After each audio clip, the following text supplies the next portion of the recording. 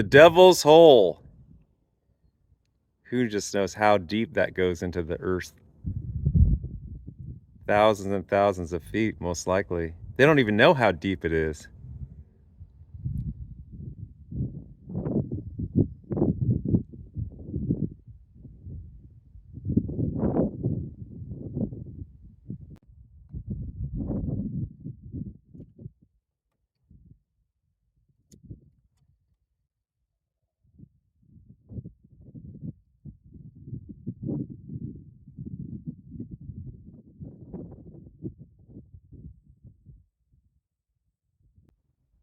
That's really peaceful and beautiful.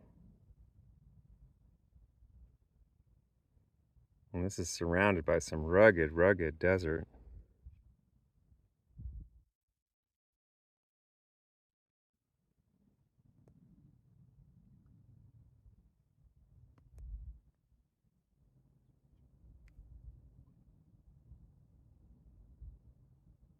Love that turquoise color.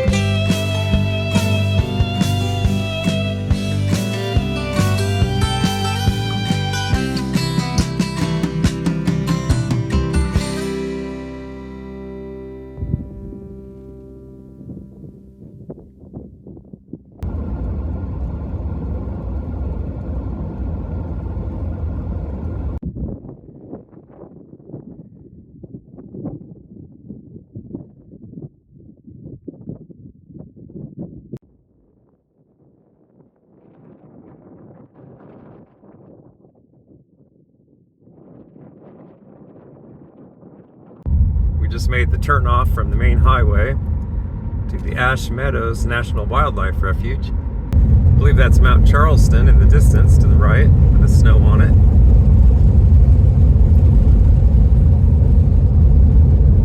It's a really nice wildlife refuge here, and that is very nice boardwalk and all kinds of platforms where you can observe the pupfish, and also where you can sit down and just listen to the silence and all the wildlife here.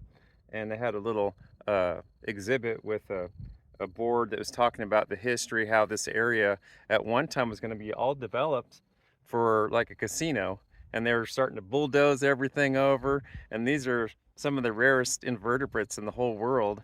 And I'm sure glad that they put up a fight and saved it for everybody, and now it's a national wildlife refuge. It's just wonderful. Kellie's heading up the boardwalk.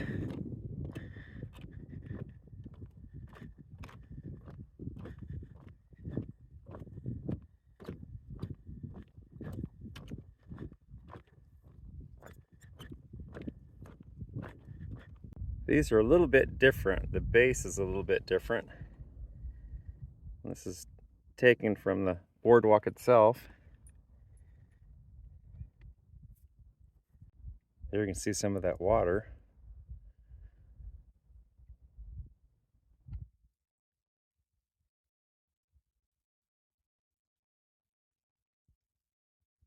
You can see the little waterway where the pupfish live. It actually has a pretty strong little current in there. The water is really clear. You can see that sandy bottom. This is the longest boardwalk I've ever been on in any kind of a marsh or anything. I'm not complaining, I'm just saying it's quite a ways. I can't remember what it said on there, but it's quite a walk, but it's very pleasant and lots of observation areas. And this is all accessible on the wheelchairs. You can see all the alkali on the surface.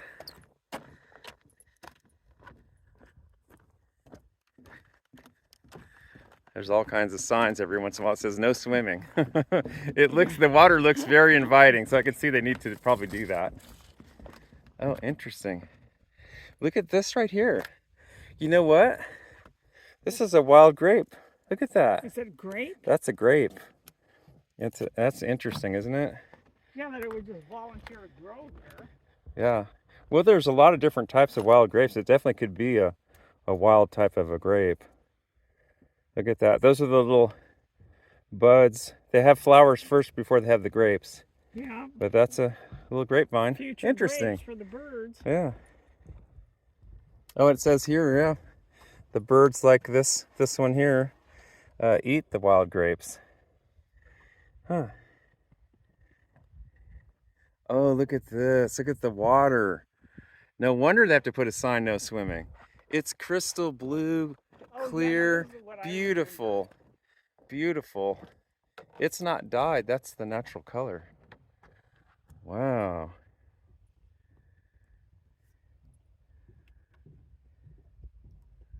That's something else, isn't it? Look at that. Yeah, that does make you want to swim there. Yeah.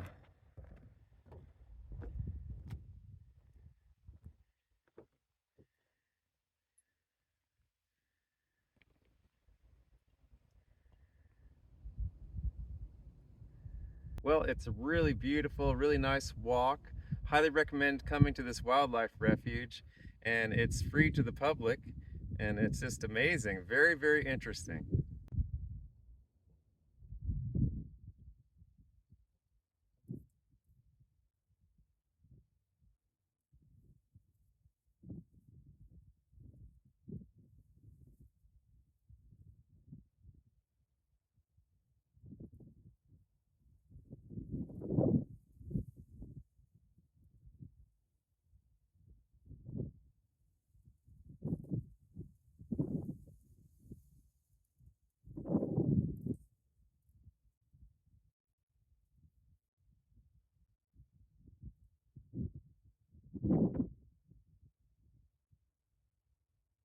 There's two male pupfish kind of fussing over a little feeding spot.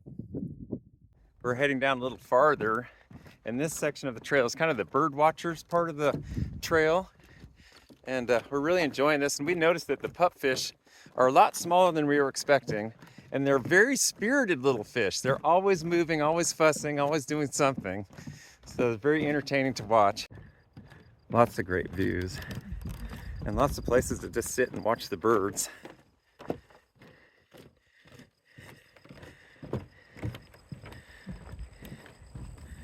Lots of rare wildflowers here.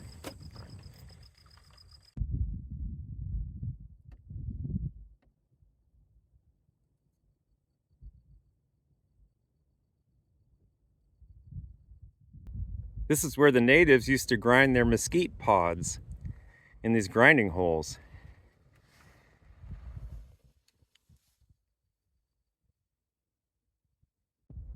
That sure looks like an ash tree to me.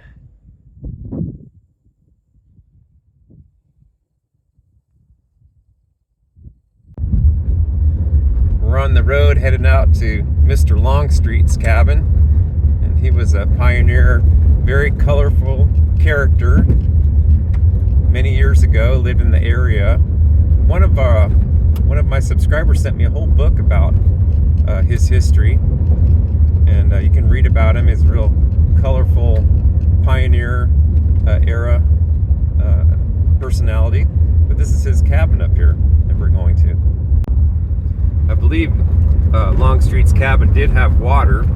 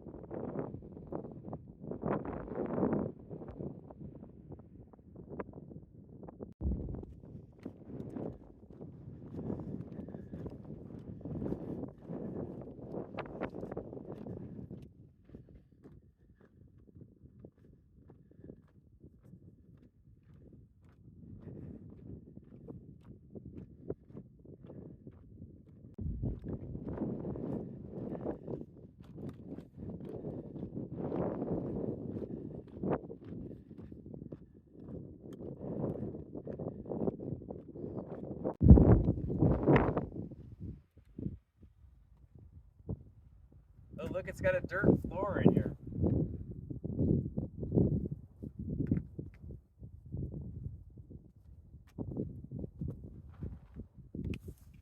Huh. See, this is how his cabin was.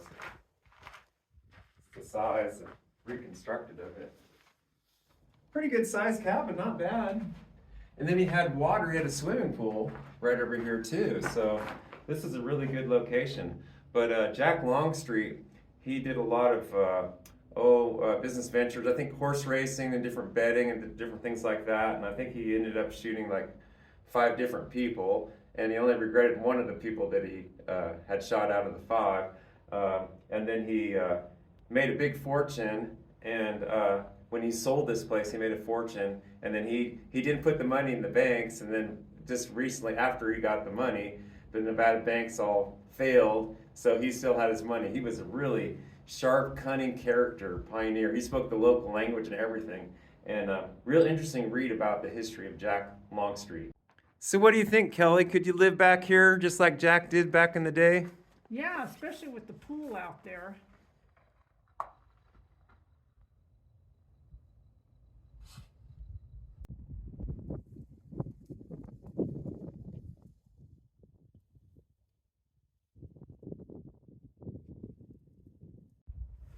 This hole in the cabin replicates where they had the spring water that actually came inside the cabin, and they used the water as a natural coolant for the cabin, and also to help store some perishable food items in the cabin here. But that's where the water came in. So we had a water-cooled cabin.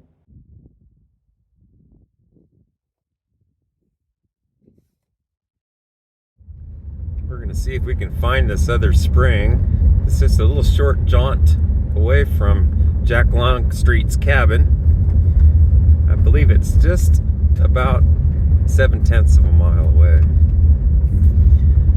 And the road's okay now, but we can see where it got muddy, and some people had some difficulty getting through here at one point, but it's all dry now. You can see the ruts right there. Oh, that was a quagmire.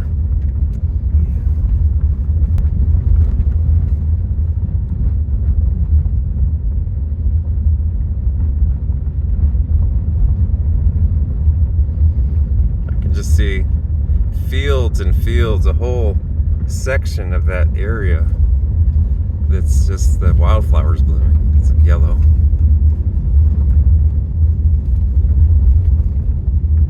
Oh, here it is. Straight ahead.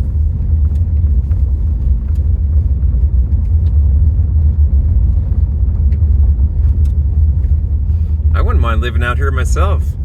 It's a pretty nice area back in the day. Had water and everything.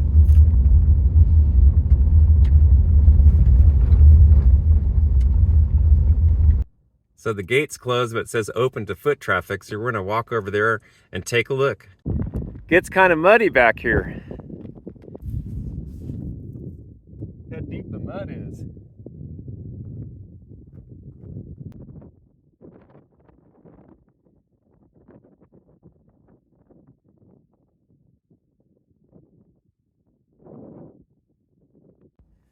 So here at Ash Meadows National Wildlife Refuge, it's really a surprising refuge, and it has several species of very rare pupfish, which is a type of a small fish that can survive high temperatures in the desert. And there's quite a few different isolated populations, and there's two very rare types here.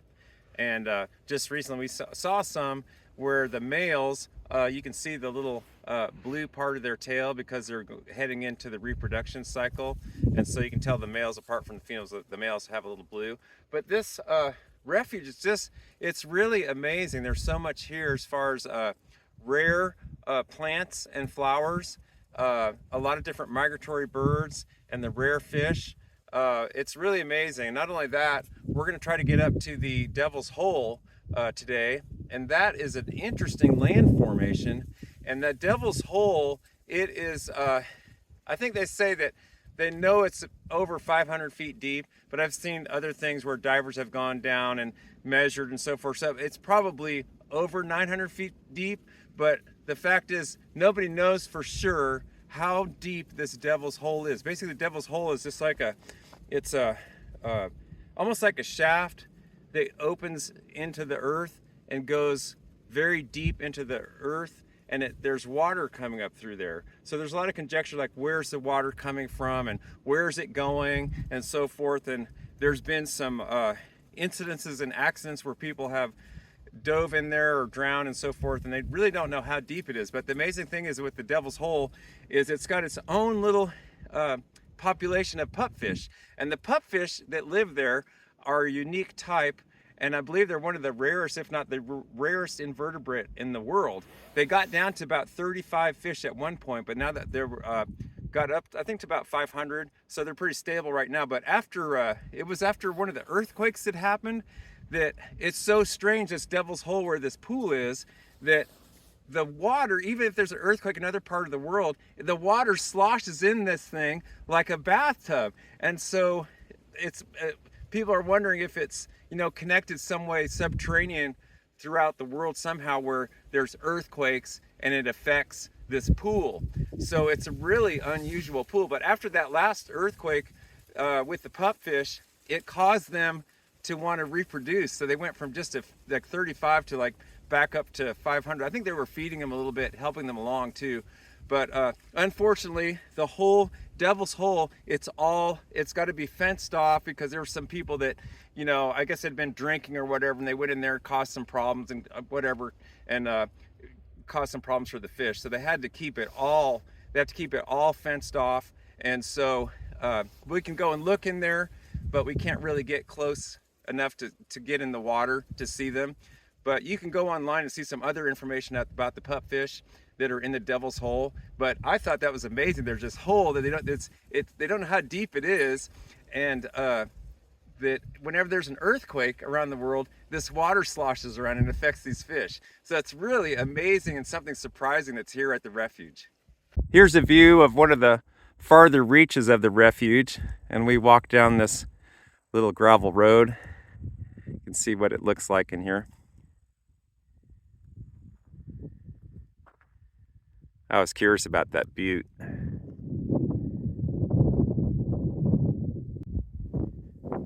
I don't see any fish in this pool. You can see the water.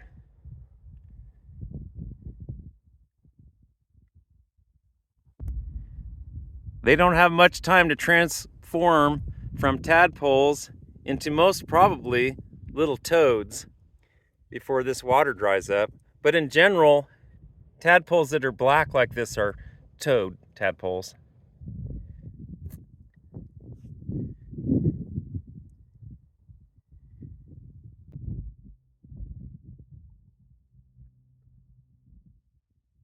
Here's Rogers Spring, which is a little bit down the road from Jack Longstreet's place.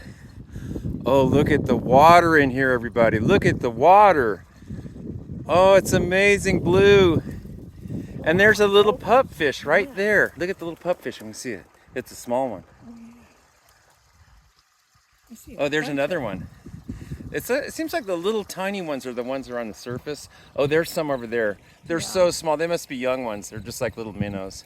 you really can't see how they look. These must be just a little, I'm not sure. Those might be mosquito fish. It might be mosquito fish, but I'm thinking those could be pupfish. Let me look at them a little bit closer. You know, I can't tell if that's a mosquito fish or a pupfish. A little bit too small and too close. But look at the color. Wow.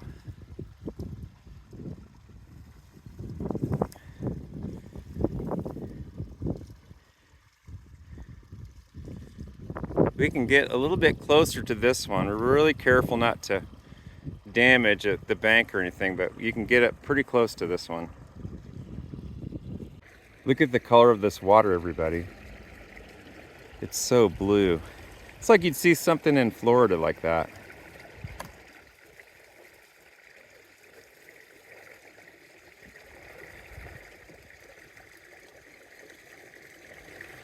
Let me zoom into the deep part of it. I believe that's where it's popping out of the ground, is right in the center.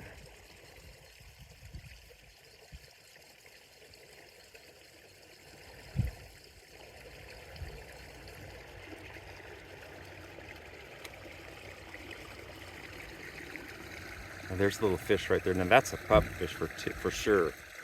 I can tell by the size. They're kind of pudgy. If I can zoom in on them. And there they are.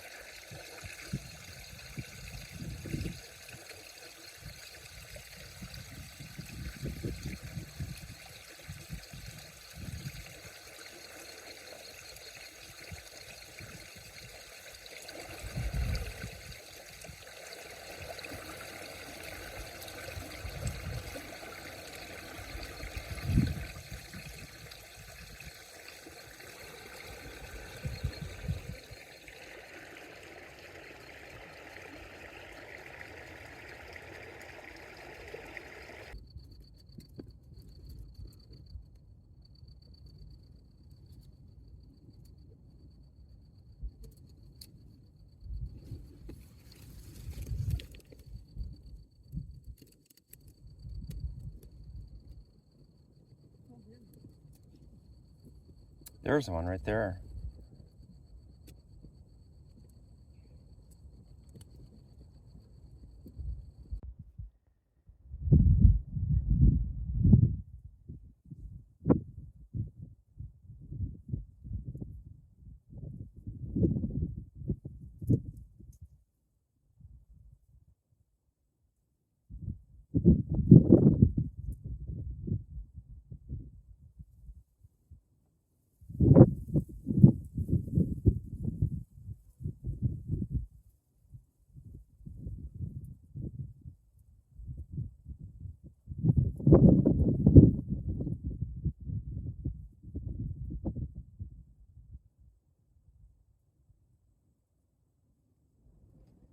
The greenish one, that's the female. And the blue one is the male.